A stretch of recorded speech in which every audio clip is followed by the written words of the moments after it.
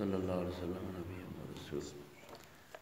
رضيت بالله ربا وبالإسلام دينا أعوذ بكلمات الله التامات من شر ما خلق أعوذ بكلمات الله التامات من شر ما خلق أعوذ بالله من الشيطان الرجيم بسم الله الرحمن الرحيم اللهم صل على محمد وعلى آل محمد كما صليت على إبراهيم وعلى آل إبراهيم إنك حميد مجيد اللهم بارك على محمد وعلى آل محمد كما باركت على إبراهيم وعلى آل إبراهيم إنك حميد مجيد بسم الله الرحمن الرحيم وعن أنس بن مالك قال إن اليهود كانوا إذا حازت المرأة فيهم لم يواكلوها ولم يجامعوهن في البيوت فسأل أصحاب النبي صلى الله عليه وآله وسلم فأنزل الله تعالى ويسألونك عن المحيض الآية فقال رسول الله صلى الله عليه وسلم اصنعوا كل شيء إلا النكاح فبلغ ذلك اليهود فقالوا ما يريد هذا الرجل أن يدع من أمرنا شيئا إلا خالفنا فيه فجاء أسيد بن حزير وعباد بن بشر الحديث دے حدیث دے باب کے باب الحیض پدے کے یوسو احادیث راجم دی دا یو شرعی مسئلہ دا چې د دې په حوالې باندې د رسول الله صلی الله علیه وسلم راهنمایي سوا حیض حیا د بر حیض ضاد حیض حیض او حوض ټکي به تاسو نو اورېدل یا حوض وایي د اوبو ډنډ او د اوبو د ډنډ تم د اوبه په چړ راځي او په جړ تیوزي نو حیض وایي راجمع کېدو ته یا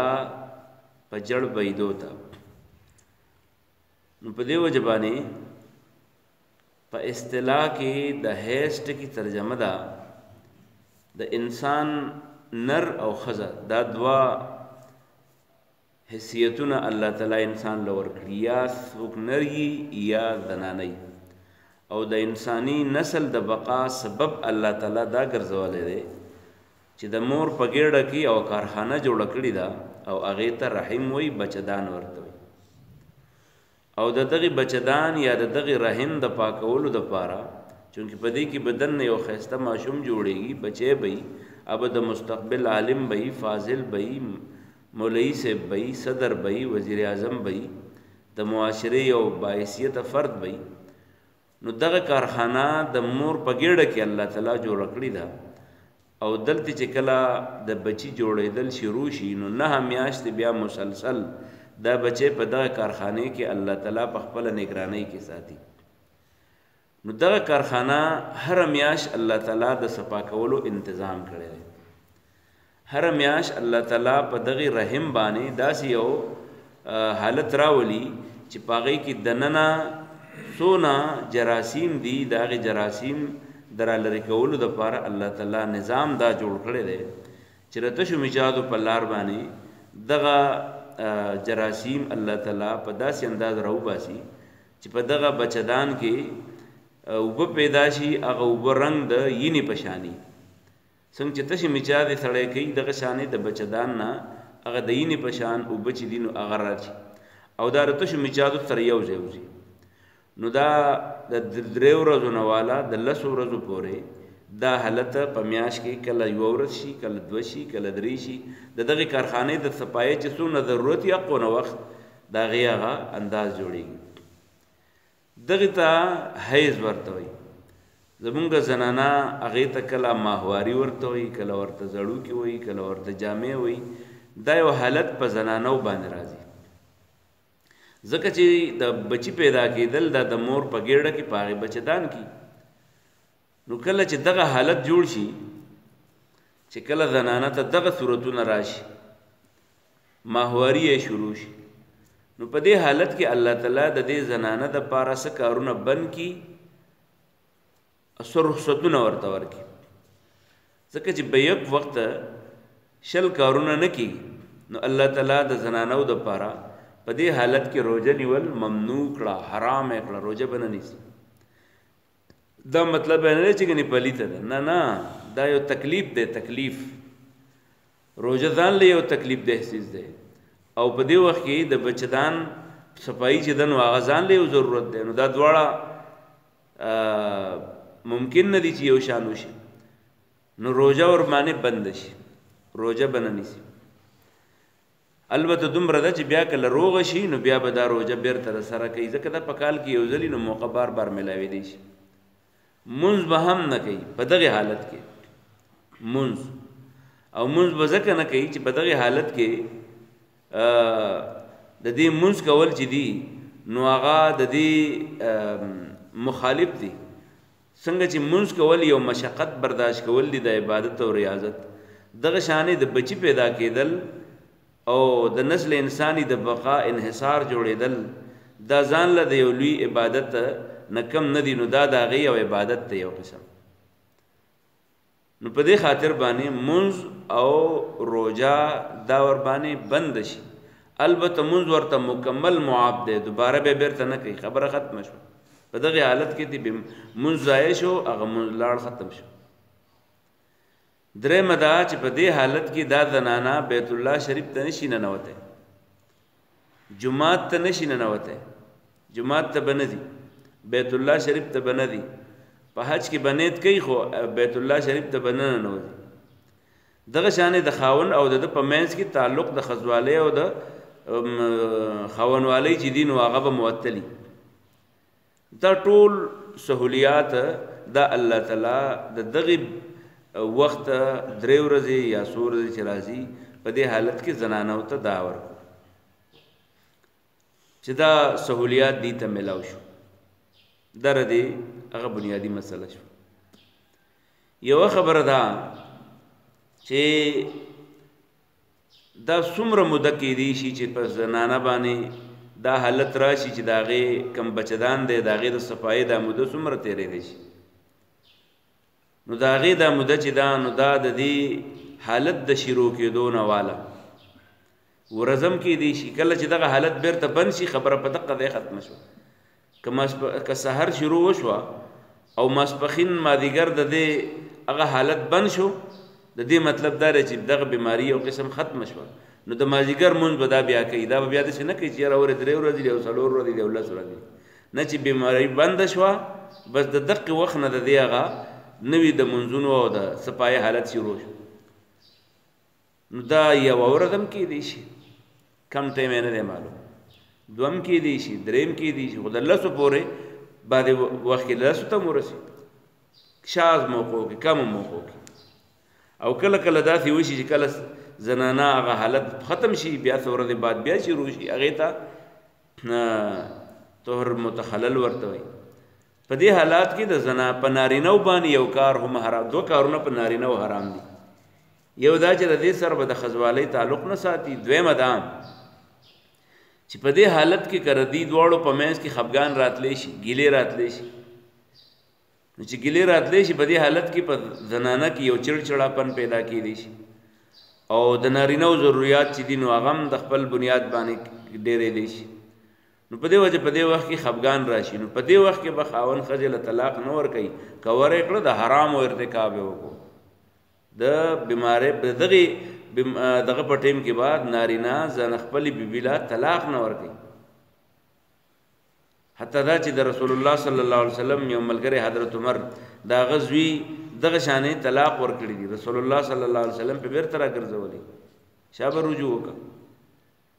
طلاق نشي ورکولی په دې حالت کې حرام کار دی دا څنګه چې د زنانو دپاره روژه نیول حرام دي دغه شانې د نارینهو دپاره د هغې سره تعلق ساتل او هغې له طلاق ورکول دا حرام دي دا که فرض کا زنانو ته ضرورت راشي او دا منزله جماعت ته نه راځي او اجتماع له راځي راتلی شي که نه نشي راتلی جماعت کې به اجتماع کې هم نه کېږي تلاوت کولی شي که نه شي کولی وایي تلاوت هم که په یادو ورته یادي کوي به خو قرآن مجید له به لاس نه وروړي په دې وجه باندې د خلکو ذهن کې دا مسلې پیدا شي چې بیا خو به بالکل سړی او ښځه چې دي دا د یو بل نه بالکل بیل وي او دا زنانه به په دې وخت کې بالکل اچوت شانتي نو د هغې متعلق په دې احادیثو کې راهنمایي موجود ده خود حضرت عائشہ رضی اللہ عنہ فرمائی چې ما او رسول الله صلی الله علیه و آله وسلم په یو ځای باندې یعنی د یو لوښي نه لمبلي دي دې مطلب دا دی چې دا د زنانه کې څه پلیتي نشته نه په نارینه کې څه پلیتي شته دا یو بیماری نه ده چې ګنې مرض دی د مرض د وجې نه زنانه په کور کې ناسته ده دا یو د بچي د پیدا کېدو دپاره د تیارۍ یو مرحله ده په دې وخت کې دا یو لوی خدمت ده دغه شانې رسول الله صلی الله علیه وسلم متعلق حضرت عائشہ فرمایي یو ځلې رسول الله صلی الله علیه وسلم په کمرې کې ناسو وایي ما ته ووي چې د جومات نه را جانماز راواله د رسول الله صلی الله علیه وسلم محراب او د حضرت عائشې کمره دا یو بل سره لګېدلی